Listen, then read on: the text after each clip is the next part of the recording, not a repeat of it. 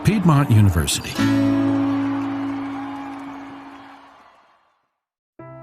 Assalamualaikum warahmatullahi wabarakatuh.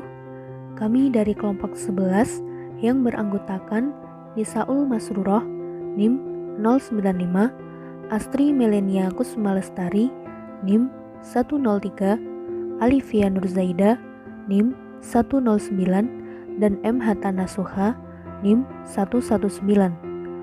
Pada kesempatan ini, kami akan mempresentasikan mengenai permasalahan yang terjadi di Piedmont University. Profil Piedmont University. Universitas ini berdiri pada tahun 1897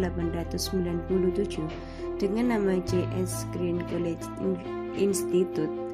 Kemudian berubah nama menjadi Piedmont College pada tahun 1903. Piedmont adalah perguruan tinggi seni liberal independen yang terletak di Georgia.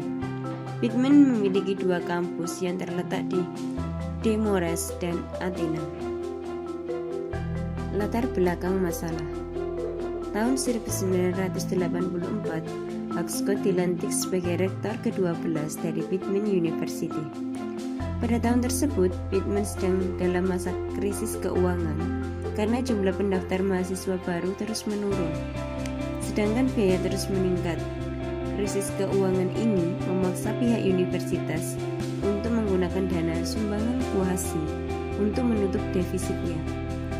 Penyelesaian jangka pendek yang dilakukan Scott yaitu meningkatkan biaya kuliah, menghentikan perekrutan karyawan dan staf, serta meminimalisir biaya operasi. Pada tahun yang sama, saran utama dari konsultan yang bernama Malcolm adalah membagi universitas ke dalam beberapa pusat laba. Kemudian, untuk melakukan pengendalian keuangan, setiap fakultas dan departemen pendukung harus menyerahkan anggaran pendapatan maupun pengeluaran tahunan untuk seluruh aktivitasnya. Masalah-masalah yang terjadi pada Piedmont University antara lain, yang pertama yaitu biaya administrasi pusat. Masalah yang dialami yaitu banyaknya pengeluaran yang terjadi pada bidang administrasi pusat, akan tetapi pengeluaran tersebut berkaitan dengan administrasi tiap-tiap fakultas, dan hanya ini yang dianggap tidak adil. Piedmont University pun tidak mau dianggap bertanggung jawab atas alokasi biaya yang tidak mereka kendalikan. Nah, pengendalian yang dapat dilakukan yaitu dengan biaya yang terjadi di setiap pusat laba akan dialokasikan sesuai dengan biaya relatif masing-masing, sehingga setiap fakultas harus bertanggung jawab atas pengeluaran yang mereka keluarkan agar terjadi penghematan.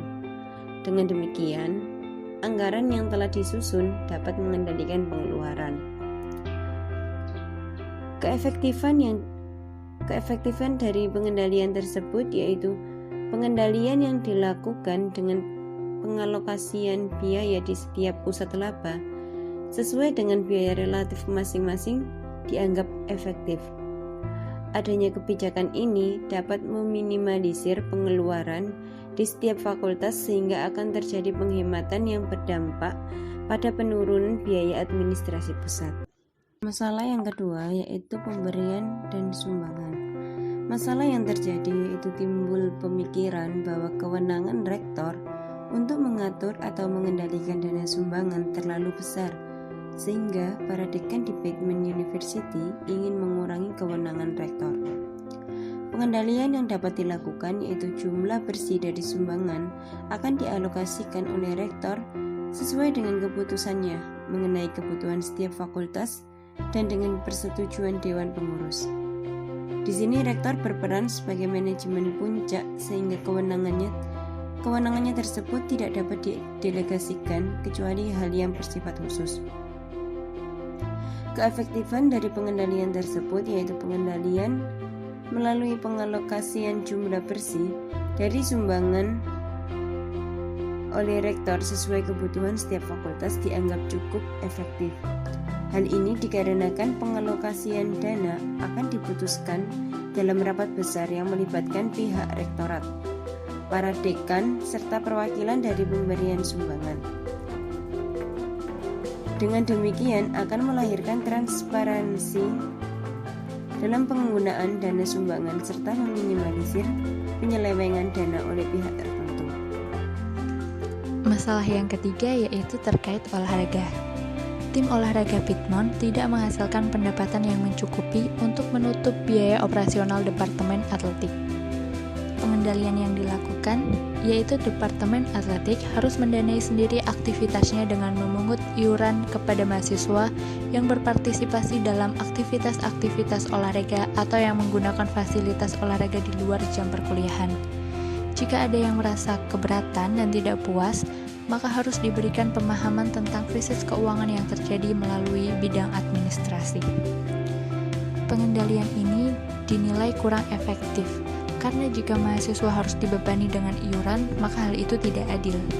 Karena uang kuliah yang mereka bayarkan setiap tahunnya juga untuk menikmati fasilitas olahraga tersebut, sehingga tidak perlu dibebankan lagi dengan iuran yang memberatkan. Saran yang mungkin bisa dilakukan yaitu dengan cara mengajukan dana kepada pihak sponsor. Masalah yang keempat yaitu terkait pemeliharaan. Semua biaya pemeliharaan dibebankan kepada Departemen Pemeliharaan. Pekerjaan besar yang dilakukan harus sesuai permintaan fakultas dan tidak boleh memakai kontraktor dari luar. Pengendalian atas masalah ini yaitu Departemen Pemeliharaan Pusat harus membebankan biaya pemeliharaan masing-masing fakultas dan pusat laba lainnya untuk pekerjaan pemeliharaan yang mereka lakukan, dan diperbolehkan menggunakan kontraktor dari luar jika biayanya lebih rendah. Pengendalian tersebut dapat dipertimbangkan jika pusat laba diberikan otoritas untuk menggunakan kontraktor dari luar dan jika biayanya lebih rendah. Namun, jika Departemen Pemeliharaan menolak dengan alasan kontraktor luar tidak dapat melakukan tugas sesuai dengan standar mutu, maka rencana ini tidak dapat dipenuhi oleh kontraktor luar. Masalah yang kelima yaitu terkait dengan komputer. Komputer dapat digunakan dengan bebas oleh mahasiswa maupun staf, sehingga menyebabkan pengeluaran yang banyak atas aktivitasnya yang berlebihan. Pengendalian atas masalah ini yaitu fakultas akan membebankan biaya pada pengguna komputer yang menggunakan komputer melewati batas ketentuan yang dibuat oleh fakultas. Pengendalian ini dinilai efektif karena mahasiswa tetap bisa menggunakan fasilitas komputer selama penggunaannya tidak melewati batas ketentuan yang dibuat oleh fakultas. Dan jika dirasa masih membutuhkan fasilitas komputer, pengguna dapat membayarkan iuran kepada fakultas untuk menutup biaya pemeliharaannya. Masalah yang keenam mengenai perpustakaan, keterbatasan pengadaan buku-buku ajaran, dan keterbatasan fasilitas di perpustakaan. Pengendalian. Setiap mahasiswa dikenakan iuran tahunan dan iuran berdasarkan jumlah waktu yang digunakan di perpustakaan atau jumlah buku yang dipinjam. Keefektifan.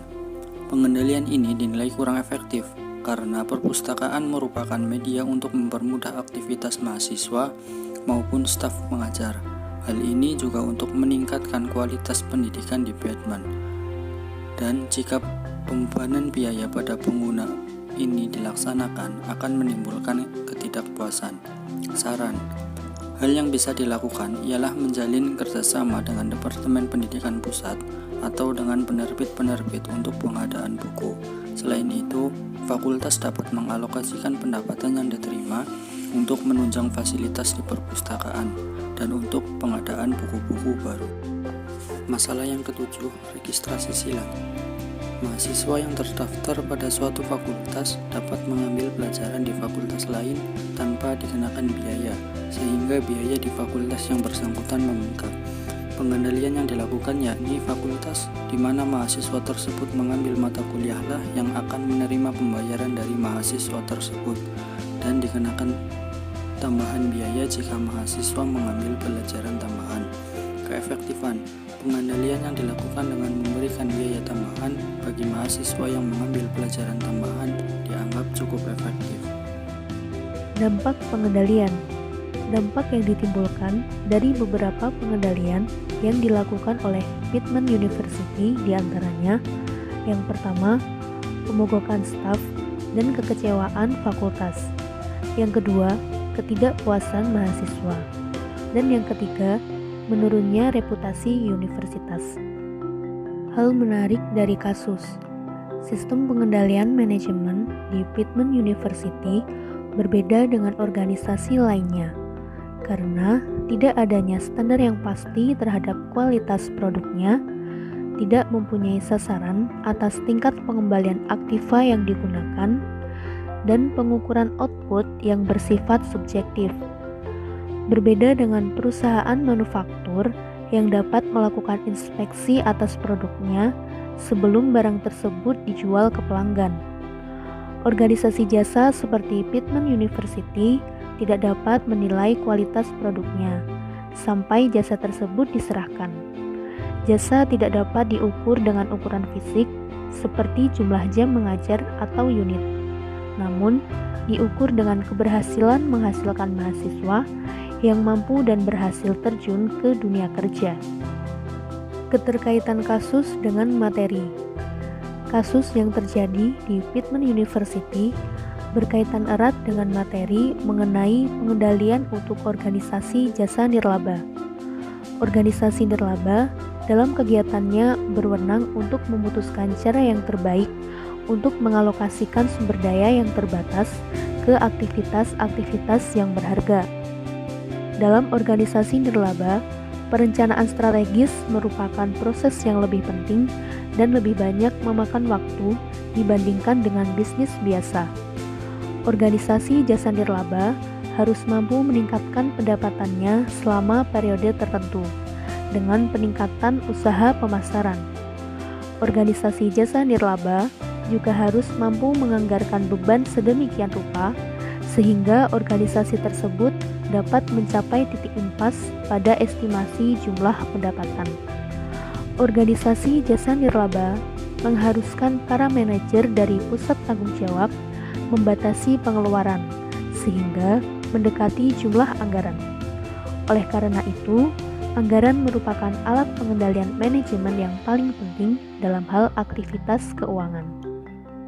Kesimpulan dari penjelasan kasus yang terjadi pada Pittman University, dapat ditarik kesimpulan bahwa sistem pengendalian manajemen di Pittman University berbeda dengan organisasi lainnya karena tidak adanya standar yang pasti terhadap kualitas produknya. Penggunaan pusat-pusat laba dalam mengatasi masalah krisis keuangan masih mengalami beberapa kendala yang lebih disebabkan karena peran institusi pendidikan sebenarnya adalah untuk memfasilitasi pendidik dan mahasiswa untuk memperoleh pendidikan yang layak. Keputusan-keputusan yang diambil manajemen dari organisasi jasa seperti Pittman University juga tidak hanya melibatkan pihak internal saja, akan tetapi juga pihak-pihak eksternal seperti mahasiswa atau undang-undang pendidikan negara.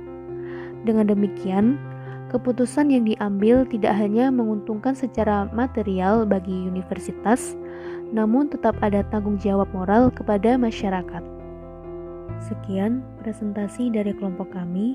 Ada kurang dan lebihnya kami mohon maaf. Kami akhiri, wabillahi taufiq wal hidayah. Wassalamualaikum warahmatullahi wabarakatuh.